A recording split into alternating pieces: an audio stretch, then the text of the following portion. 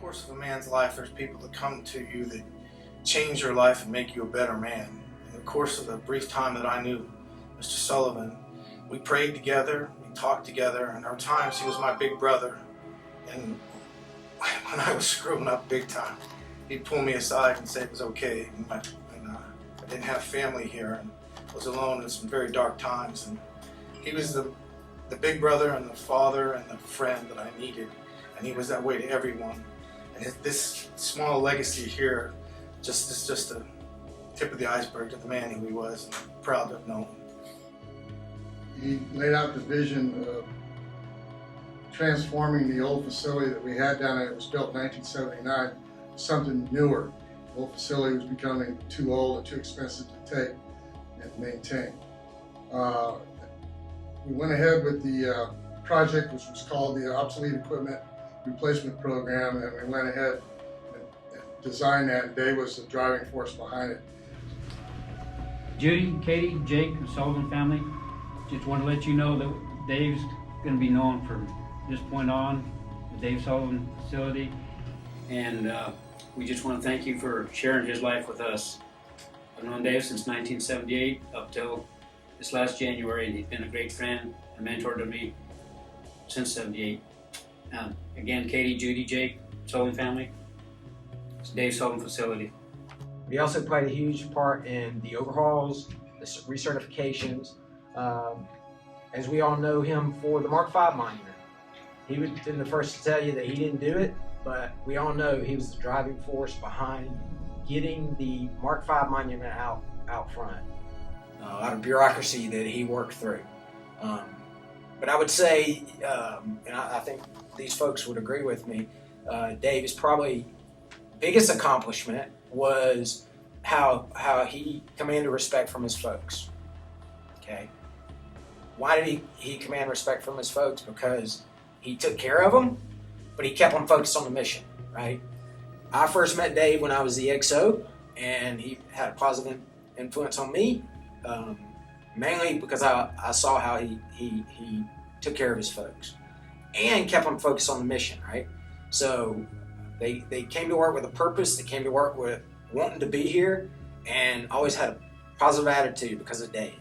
So with that, we want to cut the ribbon to commemorate the Dave Sullivan facility. Attention to Memorial.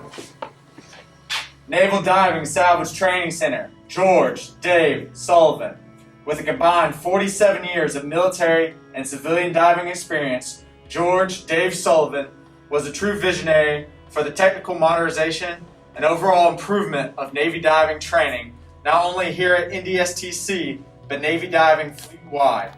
His inspirational leadership as an engineering officer led to the development of the diving simulation facility, which now provides the world's greatest military diving instructors the most innovative training resource available worldwide. Dave's idealistic and unwavering determination also led to the development of several advanced training facilities and processes used here in Panama City. These doors represent the gateway to modern military diving training and serve as a platform to inspire greatness of future underwater pioneers. For what is now generalized by the diving simulation facility shall be known as the Dave Sullivan facility. May God rest your soul, Dave. We have the watch.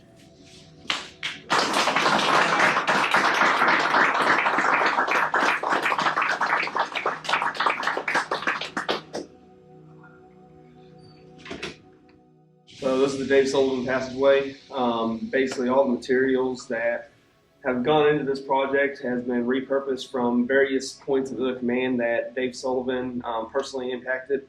I know, so just the flooring or the wood material by itself is actually repurposed from the quarterdeck flooring that they've had in that passageway for years down there, and that was one of Dave's things. He was going to save that because they wanted to continue doing other projects around the command and implementing that in different projects.